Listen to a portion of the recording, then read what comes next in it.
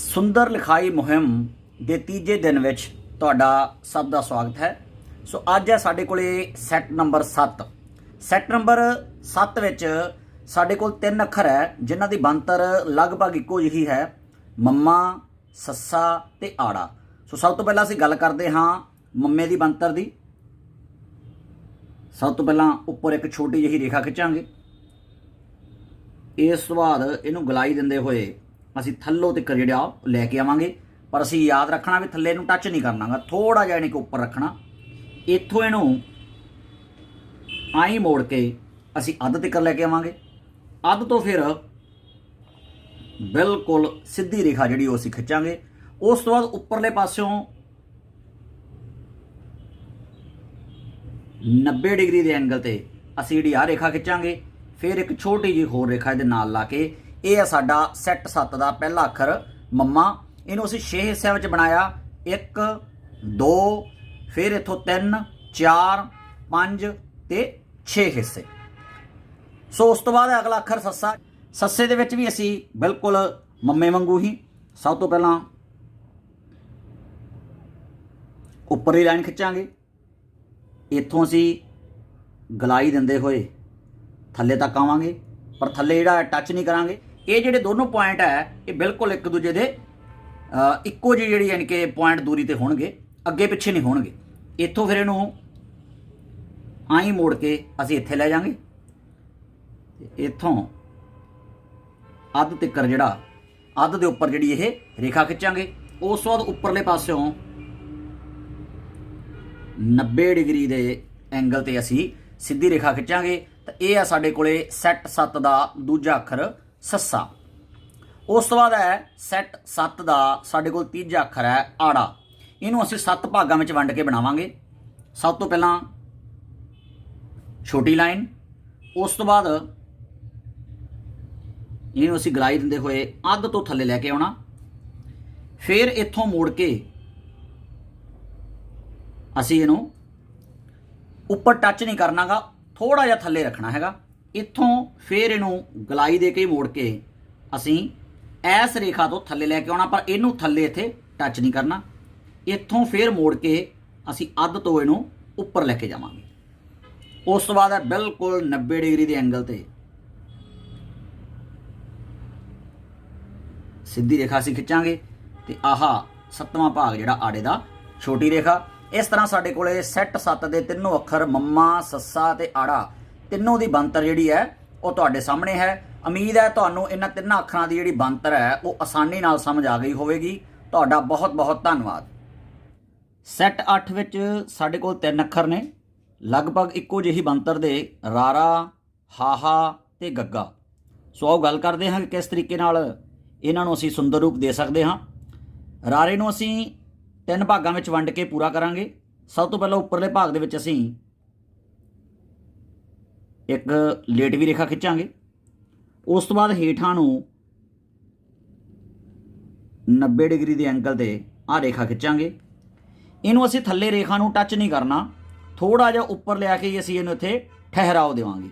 ਠਹਿਰਾਓ ਦੇਣ ਦਾ ਕਾਰਨ ਇਹ ਹੈ ਕਿ ਰਾਰੇ ਨੂੰ ਅਸੀਂ ਇੱਥੋਂ ਗਲਾਈ ਦੇਣੀ ਹੈ। ਜੇਕਰ ਅਸੀਂ ਬਿਲਕੁਲ ਥੱਲੇ ਇਹਨੂੰ ਲਾਈਨ ਨੂੰ ਟੱਚ ਕਰਤਾ ਤਾਂ ਇੱਥੇ ਦੀ ਗਲਾਈ ਨਹੀਂ ਮਿਲਣੀ, ਇਹਨੂੰ ਇੱਥੇ ਦੀ ਨੋਕ ਬਣ ਜਾਵੇਗੀ। ਸੋ ਅਸੀਂ ਇਹਨੂੰ ਥੋੜਾ ਜਿਹਾ ਉੱਪਰ ਹੀ ਰੋਕਾਂਗੇ ਇੱਥੇ। ਉਸ ਤੋਂ ਬਾਅਦ ਇੱਥੋਂ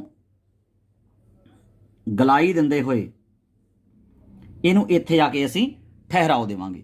ਇੱਥੇ ਫਿਰ ਠਹਿਰਾਓ ਦੇਣ ਦਾ ਕਾਰਨ ਆ ਵੀ ਅਸੀਂ ਇੱਥੇ ਇਹਨੂੰ ਗਲਾਈ ਦੇਣੀ ਚਾਹੁੰਦੇ ਹਾਂ। ਜੇਕਰ ਉੱਪਰ ਲਾ ਗਏ ਫਿਰ ਇੱਥੇ ਇਹਦੀ ਨੋਕ ਬਣ ਜਾਵੇਗੀ।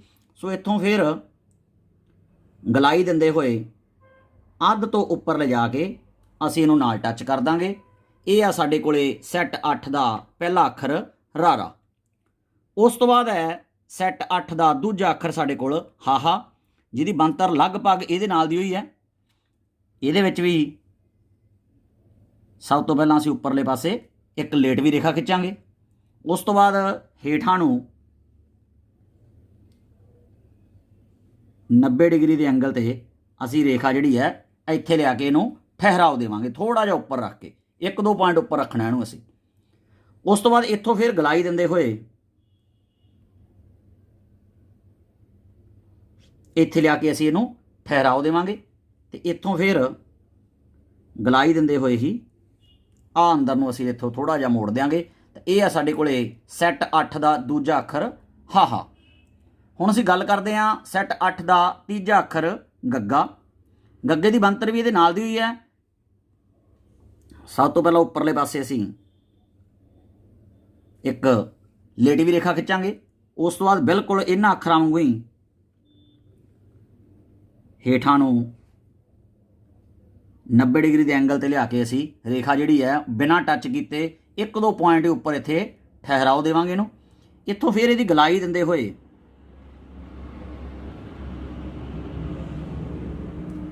ਉੱਪਰ ਰੋਕਾਂਗੇ, ਇੱਥੇ ਠਹਿਰਾਓ ਦੇਵਾਂਗੇ ਤੇ ਇੱਥੋਂ ਇਹਨੂੰ ਅੱਧ ਤੋਂ ਥੋੜਾ ਜਿਹਾ ਉੱਪਰ ਲਿਆ ਕੇ ਨਾਲ ਜੋੜ ਦਾਂਗੇ। ਗੱਗੇ ਹਾਹੇ ਤੇ ਰਾਰੇ 'ਚ ਇਹੀ ਫਰਕ ਹੈ ਵੀ ਇਹਨਾਂ ਵਿੱਚ ਜਿਹੜੀ ਦੀ ਗਲਾਈ ਹੈ ਉਹ ਜ਼ਿਆਦਾ ਚੌੜਾ ਰੱਖਣਾ ਇਹਨੂੰ, ਤੇ ਇੱਥੇ ਇਹਨੂੰ ਘੱਟ ਚੌੜਾ ਰੱਖਣਾ ਸੀ। ਉਸ ਤੋਂ ਬਾਅਦ ਚੌਥੇ ਭਾਗ ਦੇ ਵਿੱਚ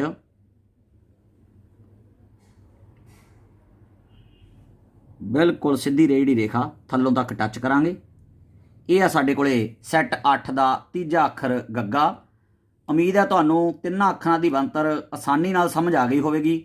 ਤੁਹਾਡਾ ਸਾਰਿਆਂ ਦਾ ਬਹੁਤ ਬਹੁਤ ਧੰਨਵਾਦ। ਇੱਕੋ ਜਿਹੀ ਬਣਤਰ ਦੇ ਜੋ ਸਾਡੇ 8 ਸੈੱਟ ਬਣੇ ਸਨ, ਉਹਨਾਂ ਵਿੱਚ ਜਿਹੜੀ ਮੰਨ ਲਓ ਬਣਤਰ ਸੀ ਉਹ ਲਗਭਗ ਇੱਕੋ ਜਿਹੀ ਸੀ। ਇਸ ਕਰਕੇ ਅਸੀਂ ਉਹਨਾਂ ਦੇ 8 ਸੈੱਟ ਬਣਾਏ ਸੀ। ਸੋ ਉਹ ਸੈੱਟ ਅਸੀਂ ਪੂਰੇ ਕਰ ਚੁੱਕੇ ਹਾਂ, ਉਹਨਾਂ ਅੱਖਰਾਂ ਨੂੰ ਅਸੀਂ ਚੰਗੀ ਤਰ੍ਹਾਂ ਸਮਝ ਚੁੱਕੇ ਹਾਂ। ਸੋ ਅੱਜ ਸਾਡੇ ਕੋਲੇ ਜਿਹੜੇ ਬਾਕੀ ਬਚਦੇ ਅੱਖਰ ਹੈ ਗੁਰਮੁਖੀ ਦੇ, ਇਹਨਾਂ ਦੀ ਬਣਤਰ ਇੱਕ ਦੂਜੇ ਤੋਂ ਵੱਖਰੀ ਵੱਖਰੀ ਹੈ। ਸੋ ਇਹਨਾਂ ਨੂੰ ਸਾਰਿਆਂ ਨੂੰ ਅਸੀਂ ਇੱਕੋ ਸੈੱਟ ਵਿੱਚ ਇਕੱਠਾ ਕੀਤਾ ਹੈ 9 ਤੋਂ 14 ਵਿੱਚ। ਸੋ ਆਓ ਇਹਦੇ ਵਿੱਚ ਸਭ ਤੋਂ ਪਹਿਲਾ ਜਿਹੜਾ ਅੱਖਰ ਹੈ ਨੰਗਾ, ਇਹਦੀ ਅਸੀਂ ਗੱਲ ਕਰਦੇ ਹਾਂ ਕਿ ਕਿਸ ਤਰੀਕੇ ਦੀ ਇਹਦੀ ਬਣਤਰ ਹੈ। ਇਹ ਲਗਭਗ ਫੱਫੇ ਵਾਂਗੂ ਹੀ ਹੈ, ਬਸ ਫੱਫੇ ਤੋਂ ਉਲਟ ਤਰੀਕੇ ਨਾਲ ਥੋੜਾ ਜਿਹਾ। ਸਭ ਤੋਂ ਪਹਿਲਾਂ ਅਸੀਂ ਉੱਪਰਲੇ ਪਾਸੇ ਇੱਕ ਲੇਟਵੀਂ ਰੇਖਾ ਖਿੱਚਾਂਗੇ। ਉਸ ਤੋਂ ਬਾਅਦ ਹੇਠਾਂ ਨੂੰ 30% ਤੱਕ ਤੇ ਅਸੀਂ ਜਿਹੜੀ ਹੈ ਸਿੱਧੀ ਰੇਖਾ 90 ਡਿਗਰੀ ਦੀ ਉਹ ਖਿੱਚਾਂਗੇ। ਇੱਥੋਂ ਫਿਰ ਉੱਪਰਲੀ ਰੇਖਾ ਦੇ ਸਮਾਂਤਰ ਅਸੀਂ ਜਿਹੜੀ ਆ ਰੇਖਾ ਇਹ ਇੱਥੇ ਆ ਕੇ ਖਿੱਚਾਂਗੇ। 1 2 ਤੇ 3 ਭਾਗ। ਇਸ ਤੋਂ ਬਾਅਦ ਜਿਹੜਾ ਸਾਡਾ ਚੌਥਾ ਭਾਗ ਹੈ ਇੱਥੇ ਅਸੀਂ ਗਲਾਈ ਦੇਣੀ ਹੈ। ਇੱਥੇ ਦੀ ਵੱਡੀ ਅੱਖ ਬਣਾ ਕੇ ਅਗਲੇ ਪਾਸੇ ਬਿਲਕੁਲ ਇੱਕੋ ਪੁਆਇੰਟ 'ਚ ਲਿਆ ਕੇ ਅਸੀਂ ਇਹਨੂੰ ਇੱਥੇ ਰੋਕ ਦੇਣਾ ਹੈਗਾ। ਆ ਇੱਕੋ ਪੁਆਇੰਟ ਤੇ ਆ ਜਿਹੜਾ ਇੱਕੋ ਪੁਆਇੰਟ। ਇਹ ਆ ਸਾਡੇ ਕੋਲੇ ਸੈੱਟ, ਵੱਖ-ਵੱਖ ਸੈੱਟ ਹੋ ਗਏ ਇਹਦੇ ਵਿੱਚ। ਪਹਿਲਾ ਅੱਖਰ ਜਿਹੜਾ ਨੰਗਾ। ਉਸ ਤੋਂ ਬਾਅਦ ਆ ਸਾਡੇ ਕੋਲੇ ਅਗਲਾ ਅੱਖਰ ਬੱਬਾ। ਬੱਬੇ ਵਿੱਚ ਅਸੀਂ ਸਭ ਤੋਂ ਪਹਿਲਾਂ ਉੱਪਰਲੇ ਪਾਸੇ ਲੇਟਵੀਂ ਰੇਖਾ ਖਿੱਚਾਂਗੇ। ਉਸ ਤੋਂ ਬਾਅਦ ਹੇਠਾਂ ਨੂੰ 90 ਡਿਗਰੀ ਦੇ ਐਂਗਲ ਤੇ ਸਿੱਧੀ ਰੇਖਾ ਖਿੱਚਾਂਗੇ। ਇਸ ਤੋਂ ਬਾਅਦ ਇੱਥੋਂ ਗਲਾਈ ਦਿੰਦੇ ਹੋਏ ਅੱਧ ਤੋਂ ਥੋੜਾ ਜਿਹਾ ਉੱਪਰ ਅਸੀਂ ਆ ਕੇ ਇਹਨੂੰ ਇੱਥੇ ਇਹਦੇ ਨਾਲ ਟੱਚ ਕਰਾਂਗੇ ਸਿੱਧੀ ਰੇਖਾ ਦੇ। ਤੇ ਇੱਥੋਂ ਫਿਰ ਆ ਇਸ ਪੁਆਇੰਟ ਦੇ ਬਰਾਬਰ ਲਿਆ ਕੇ ਇਸ ਰੇਖਾ ਨੂੰ ਅਸੀਂ ਠਹਿਰਾਓ ਦੇਵਾਂਗੇ। ਤੇ ਇੱਥੋਂ ਗਲਾਈ ਦਿੰਦੇ ਹੋਏ ਇਹਦੇ ਨਾਲ ਅਸੀਂ ਇਹਨੂੰ ਮੇਲ ਦੇਵਾਂਗੇ। ਤੇ ਇਹ ਆ ਸਾਡੇ ਕੋਲੇ ਬੱਬਾ ਅੱਖਰ। ਉਸ ਤੋਂ ਬਾਅਦ ਹੈ ਸਾਡੇ ਕੋਲੇ ਇਸੇ ਸੈੱਟ ਦੇ ਵਿੱਚ ਕਹੀਏ ਜਾਂ ਵੱਖਰੀ ਵੱਖਰੀ ਬਣਤਰ ਦੇ ਅੱਖਰਾਂ ਵਿੱਚ ਅਗਲਾ ਅੱਖਰ ਹੈ ਝੱਜਾ। ਝੱਜੇ ਦੇ ਵਿੱਚ ਅਸੀਂ ਅੱਧ ਤੋਂ ਉੱਪਰ ਰੱਖਦੇ ਹੋਏ ਆ ਜਿਹੜੀ ਹੈ ਗਲਾਈ ਇਹਨੂੰ ਦੇਵਾਂਗੇ। ਇਹ ਧਿਆਨ ਰੱਖਣਾ ਇਹਨੂੰ ਅੱਧ ਤੋਂ ਅਸੀਂ ਉੱਪਰ ਰੱਖਣਾ ਹੈਗਾ। ਫਿਰ ਇੱਥੋਂ ਅੱਧ ਤੋਂ ਉੱਪਰ ਹੀ ਸ਼ੁਰੂ ਕਰਕੇ ਆ ਥੱਲੋਂ ਵੀ ਉੱਪਰ ਰੱਖਦੇ ਹੋਏ ਆ ਗਲਾਈ ਇਹਦੇ ਬਰਾਬਰ ਬਿਲਕੁਲ ਪੁਆਇੰਟ ਲਿਆ ਕੇ ਇੱਥੇ ਬਿਨਾਂ ਅੱਖ ਦਿੱਤੇ ਆ ਅਸੀਂ ਜਿਹੜਾ ਮੇਲ ਦਿਆਂਗੇ ਇਹਨੂੰ। ਇਹ ਆ ਸਾਡੇ ਕੋਲੇ ਅਗਲਾ ਅੱਖਰ ਜਿਹੜਾ ਸੀਗਾ ਝੱਜਾ। ਉਸ ਤੋਂ ਬਾਅਦ ਹੈ ਵੱਖਰੀ ਵੱਖਰੀ ਬਣਤਰ ਦੇ ਅੱਖਰਾਂ ਵਿੱਚ ਹੀ ਅਗਲਾ ਅੱਖਰ ਸਾਡੇ ਕੋਲੇ ਨਾਣਾ। ਨਾਣੇ ਦੇ ਵਿੱਚ ਵੀ ਸਭ ਤੋਂ ਪਹਿਲਾਂ ਉੱਪਰ ਅਸੀਂ ਲੇਟਵੀਂ ਰੇਖਾ ਖਿੱਚਾਂਗੇ। ਉਸ ਤੋਂ ਬਾਅਦ ਇੱਥੋਂ ਟੇਪਰ ਇਹਨੂੰ ਦਿੰਦੇ ਹੋਏ ਅੱਧ ਤੋਂ ਉੱਤੇ ਰੱਖਦੇ ਹੋਏ 30% ਤੱਕ ਅਸੀਂ ਇਹਨੂੰ ਇੱਥੇ ਠਹਿਰਾਓ ਦੇਵਾਂਗੇ। ਇੱਥੋਂ ਫਿਰ ਸਿੱਧੀ ਰੇਖਾ ਥੱਲੇ ਨੂੰ ਖਿੱਚ ਕੇ ਅੱਧ ਤੋਂ ਥੋੜਾ ਜਿਹਾ ਥੱਲੇ ਲਿਆ ਕੇ ਇਹਨੂੰ ਅਸੀਂ 10% ਥੱਲੇ ਲਿਆ ਕੇ ਇੱਥੇ ਠਹਿਰਾਓ ਦੇਵਾਂਗੇ। ਫਿਰ ਇੱਥੋਂ ਗਲਾਈ ਦਿੰਦੇ ਹੋਏ ਅੱਧ ਤੋਂ ਉੱਪਰ ਰਜਾ ਕੇ ਆ ਦੋਵਾਂ ਦੇ ਵਿੱਚ ਅਸੀਂ ਅੱਧ ਦੇ ਵਿੱਚ ਇਹਨੂੰ ਠਹਿਰਾਓ ਦੇਵਾਂਗੇ। ਤੇ ਇੱਥੇ ਫਿਰ ਆਖਰੀ ਭਾਗ ਦੇ ਵਿੱਚ ਥੱਲੋਂ ਟੱਚ ਕਰਦੇ ਹੋਏ ਬਿਲਕੁਲ ਇਸ ਪੁਆਇੰਟ ਦੇ ਬਰਾਬਰ ਲਿਆ ਕੇ ਇੱਥੇ ਨੂੰ ਅਸੀਂ ਰੋਕ ਦੇਵਾਂਗੇ। ਇਹ ਆ ਸਾਡੇ ਕੋਲੇ ਇਸ ਅੱਖਰਾਂ ਦੇ ਵਿੱਚ ਚੌਥਾ ਅੱਖਰ। ਉਸ ਤੋਂ ਬਾਅਦ ਹੈ ਸਾਡੇ ਕੋਲੇ ਊੜਾ। ਊੜ ਦੇ ਵਿੱਚ ਵੀ ਸਭ ਤੋਂ ਪਹਿਲਾਂ ਉੱਪਰਲੇ ਪਾਸੇ ਲੇਟਵੀਂ ਰੇਖਾ ਖਿੱਚਾਂਗੇ। ਇੱਥੋਂ ਇਹਨੂੰ ਆ ਟਿਪ ਪਰ ਗਲਾਈ ਦਿੰਦੇ ਹੋਏ ਅੱਧ ਦੇ ਨਾਲ ਟੱਚ ਕਰਕੇ ਅਸੀਂ ਇਹਨੂੰ ਲੈ ਕੇ ਆਵਾਂਗੇ ਤੇ ਇੱਥੋਂ ਆ ਗਲਾਈ ਦੇ ਕੇ ਥੱਲੋਂ ਟੱਚ ਕਰਕੇ ਊੜੇ ਵਿੱਚ ਵੀ ਗਲਾਈ ਦਾ ਹੀ ਜਿਹੜਾ ਮਹੱਤਵ ਹੈ, ਇਹਨੂੰ ਇੱਥੇ ਇਹਦੇ ਬਰਾਬਰ ਲਿਆ ਕੇ ਨਾਲ ਇੱਥੇ ਅਸੀਂ ਟੱਚ ਕਰ ਦਾਂਗੇ। ਜੇ ਆਪ ਇੱਥੇ ਤੁਹਾਡੇ ਤੋਂ ਰਹਿ ਜੇ ਤਾਂ ਇਹਨੂੰ ਮਾੜਾ ਜਿਹਾ ਬਾਅਦ 'ਚ ਆਪਾਂ ਜੋੜ ਵੀ ਸਕਦੇ ਹਾਂ ਸੁੰਦਰ ਲਿਖਾਈ ਦੇ ਵਿੱਚ। ਸੋ ਇਹ ਆ ਸਾਡੇ ਕੋਲੇ ਊੜਾ। ਉਸ ਤੋਂ ਬਾਅਦ ਹੈ ਊੜੇ ਨੂੰ ਹੋੜਾ। ਆਪਣੇ ਕੋਲ ਸਾਰੇ ਅੱਖਰਾਂ ਦੇ ਵਿੱਚ ਇਕੱਲਾ ਊੜਾ ਹੀ ਹੈ ਜਿਹਦਾ ਹੋੜਾ ਯਾਨੀ ਕਿ ਵੱਖਰੇ ਤਰੀਕੇ ਦਾ ਹੈ। ਸੋ ਇਹਦੇ ਵਿੱਚ ਹੋੜਾ ਪਾਉਣ ਦੀ ਜਗ੍ਹਾ ਨਹੀਂ ਹੈ, ਇਸ ਲਈ ਇੱਥੋਂ ਹੀ ਊੜੇ ਦਾ ਜਿਹੜਾ ਮੂੰਹ ਆ ਉਹ ਖੋਲ੍ਹ ਦਿੱਤਾ ਜਾਂਦਾ ਹੈ। ਸੋ ਆਓ ਇਹਦੀ ਬਣਤਰ ਤੇ ਦੇਖਦੇ ਹਾਂ। ਬਿਲਕੁਲ ਊੜੇ ਵਾਂਗੂ ਹੀ ਹੈ, ਸਿਰਫ ਉੱਪਰੋਂ ਮੂੰਹ ਹੀ ਖੋਲ੍ਹਣਾ। ਸਭ ਤੋਂ ਪਹਿਲਾਂ ਉੱਪਰ ਲੇਟਵੀਂ ਰੇਖਾ, ਫਿਰ ਇੱਥੋਂ ਟੇਪਰ ਦਿੰਦੇ ਹੋਏ ਅੱਧ ਦੇ ਨਾਲ ਟੱਚ ਕਰਦੇ ਹੋਏ ਇਹਨੂੰ ਇੱਥੋਂ ਤੱਕ ਲਿਆਵਾਂਗੇ ਅਸੀਂ। ਫਿਰ ਇੱਥੋਂ ਗਲਾਈ ਦੇ ਕੇ ਉੱਪਰ ਜਿਹੜਾ ਇਹਦਾ ਮੂੰਹ ਆ ਉਹ ਅਸੀਂ ਖੋਲ੍ਹ ਦਿਆਂਗੇ।